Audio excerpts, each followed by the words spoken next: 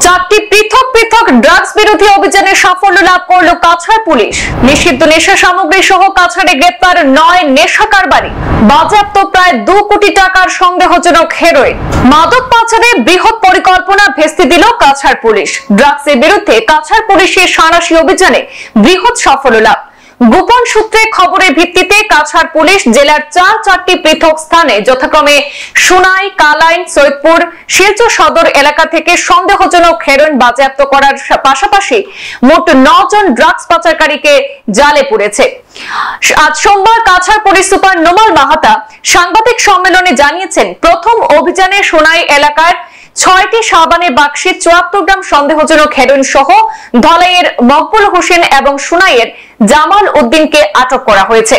দ্বিতীয় অভিযানে কালাইনের গোমরা অঞ্চলে একটি নৈশ বাসের যাত্রীর কাছ থেকে 13টি সাবানের বাক্সে 149 গ্রাম সন্দেহজনক হেরোইন সহ হাইলাকান্দির দিলবার হোসেন এবং কমরুল হোসেনকে গ্রেপ্তার করা হয়েছে। এরপর তৃতীয় অভিযানে শিলচরের সৈয়দপুর অঞ্চল থেকে স্থানীয় যুবক আনোয়ার হোসেনের কাছ থেকে 16টি সাবানের বাক্সে 177 গ্রাম সন্দেহজনক হেরোইন সহ শিলচর সদর এলাকায় অভিযান চালিয়ে 44টি ছোট ছোট কন্টেইনারে 12 গ্রাম মাদক সহ আরো 4 জনকে আটক করেছে কাছাড় পুলিশ। এই 4টি অভিযানে বাজেয়াপ্ত করা মাদক দ্রব্যের কালোবাজারি মূল্য আনুমানিক 2 কোটি টাকা হবে বলে জানিয়েছেন police super. Police super Nomal Mahato আরো জানিয়েছেন, 4টি পৃথক স্থানে অভিযানে যাদেরকে নেশাদ্রব্য সহ আটক করা হয়েছে তাদের বিরুদ্ধে নির্দিষ্ট ধারায় মামলা রুজু করে এই ঘটনা তদন্ত জারি রেখেছে পুলিশ। সামগ্রীর সরবরাহের বিরুদ্ধে আমার অভিযান অব্যাহত আছে আৰু এই অভিযান কাছাড় জিলাৰ ট্ৰানজিট পয়েন্ট হিসাবে যিবিলাক সৰবৰাহকাৰী অবৈধ সৰবৰাহকাৰী ব্যবহাৰ কৰি আছে তেওঁলোকক আমি একেৰাহে আমি ধৰিবৰ কাৰণে আমি সদায় চেষ্টা কৰি আছো। আৰু অসমৰ মাননীয় মুখ্যমন্ত্ৰী ডাঙৰীয়াই ৰাজ্যখনক সম্পূৰ্ণৰূপে ড্ৰাগছ মুক্ত কৰাৰ যি তেওঁ অভিযান, সেই অভিযানৰ অংশস্বৰূপে যোৱা পুৱতি নিশা আমি এটা বিশেষ অভিযান চলাইছিলো সমগ্ৰ জিলাখনতে। আৰু জিলাখনৰ 4টা ঠাইত আমাৰ এই এটা বিশেষ অভিযান চলিছে।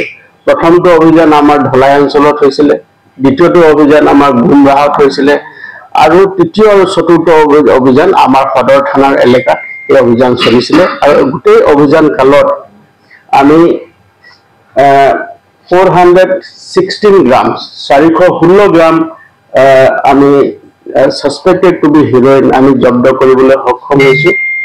আৰু এই গোটেইকেইটা অভিযানত আমি কেইবাজন ব্যক্তি আমি প্ৰায় 9 গৰাকী ব্যক্তি আমি অবৈধ ড্ৰাগছৰ সৰবৰাহকাৰী আমি ধৰিবলৈ সক্ষম হলো।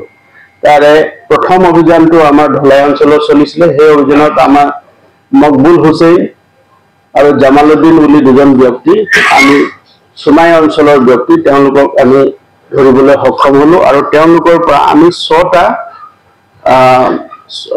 সাবুনৰ বাকচত সাসপেক্টেড টু বি হিৰইনছ আমি জব্দ কৰিলো। আৰু দ্বিতীয়টো অভিযান কালত গুমৰাহত আমি এটা নাইট সুপাৰ এটা বিশেষ সংবাদৰ আমি কম খেদি আমি তাত এটা নাইট সুপাৰত আমি অভিযান চলাওঁ। আৰু এই নাইট সুপাৰৰ পৰা 2জন ব্যক্তিক আমি এপ্ৰিহেণ্ড কৰোঁ। এজনৰ নাম দিলবাৰ হোসেন আৰু আনজনৰ নাম কমৰুল হোসেন।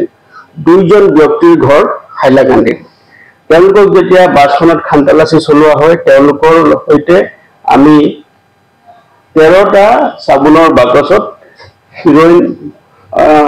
হিৰইনযুক্ত 13টা সাবুন বাকচ আমি জব্দ কৰিবলৈ সক্ষম হলো।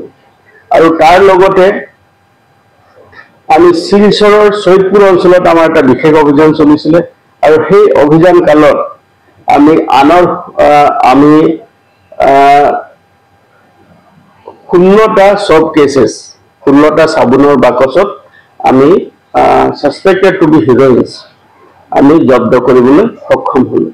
আৰু তাৰ লগতে শিলচৰৰ আন এটা আমাৰ বিশেষ অভিযান চলিছিল। আৰু এই অভিযান কালত আমি 44 নম্বৰ 44টা মানে সৰু সৰু সাবুনৰ কন্টেইনাৰ ভাইল আমি জব্দ কৰিবলৈ সক্ষম হৈছিলো। আৰু তাৰ লগতে আমি 5জন ব্যক্তিক আমি ইয়াত এপ্ৰিহেণ্ড কৰিবলৈ সক্ষম হলো। আৰু সৰ্বমুঠ আমি 9জন ব্যক্তিক আমি এৰেষ্ট কৰিলো। আৰু যিখিনি পৰিমাণৰ আমি ড্ৰাগছ আমি জব্দ কৰিবলৈ সক্ষম হলো তাৰ পৰিমাণ হ'ল 416 গ্ৰাম ড্ৰাগছ আৰু তাৰ আনুমানিক যি বজাৰ মূল্য চোৰাং বজাৰৰ যি বজাৰ মূল্য হ'ব ই প্ৰায় 2 কোটি টকা আৰু গোটেই সামগ্ৰীখিনি আমি আমাৰ যি নিয়ম অনুসাৰে যিখিনি আমি তাক সিজ কৰিব লাগে সেইখিনি আমি জব্দ কৰিছো আৰু তাৰ লগতে তাৰ পৰীক্ষা প্ৰাৰম্ভিক পৰীক্ষাত দেখা গৈছে আমাৰ যেটো ড্ৰাগ ডিটেকশ্যন কিটত যেটা আমি পৰীক্ষা কৰিছো আৰু সেইটো হিৰোইন বুলি তাত আমি পৰীক্ষা মানে পজিটিভ ফলাফল আমি লাভ কৰিছো গতিকে আমি তাৰ পৰৱৰ্তী কালত যিখিনি অনুসন্ধান কৰিব লাগে তাৰ কাৰণে আমি তৎপৰ হৈ আছো আৰু প্ৰাৰম্ভিক যি আমাৰ তদন্ত চলিছে আৰু প্ৰাৰম্ভিক তদন্ত কালত দেখা গৈছে যে এই সামগ্ৰীখিনি সুবুৰীয়া ৰাজ্যৰ পৰা আমাৰ ইয়াত লোকেল কনজাম্পচনৰ কাৰণে আহিছিলে আৰু স্থানীয় মানুহে এই হিমামূৰীয়া অঞ্চলত তেওঁলোকে এই বিক্ৰী কৰিব পৰা তেওঁলোকে যোজা চলাইছিল গতিকে এই অভিযান কালত আমি গোটেই কেইজন ব্যক্তি 9 জন ব্যক্তিটো আমি বৰ্তমান কাষ্টডি ৰাখিছো তেওঁলোক খুদপুছ কৰি আছো আৰু তেওঁলোকৰ পৰা অধিক তথ্য লাভৰ কাৰণে আমি তৎপৰ হৈ আছো আৰু ঘটনা এই যে আমি অভিযান আমাৰ যি চলি আছে এই অভিযান কালত যিবিলাক তথ্য আমি লাভ কৰিছো আমি সুবুৰীয়া ৰাজ্যৰ লগতো আমি যোগাযোগত আছো যে তেওঁলোকৰ লগত সম্পৰ্ক থকা আন যি ব্যক্তি আছে তেওঁলোককো যাতে আমি শীঘ্ৰে কৰায়ত্ব কৰি তেওঁলোকৰ বিৰুদ্ধে কঠোৰতম আইনগত ব্যৱস্থা ল'ব পাৰো তাৰ কাৰণে আমি তৎপৰ হৈ আছো সংবাদ এই পৰ্যন্তই ফিৰছি পৰবৰ্তী অন্যান্য আপডেট নিয়ে ধন্যবাদ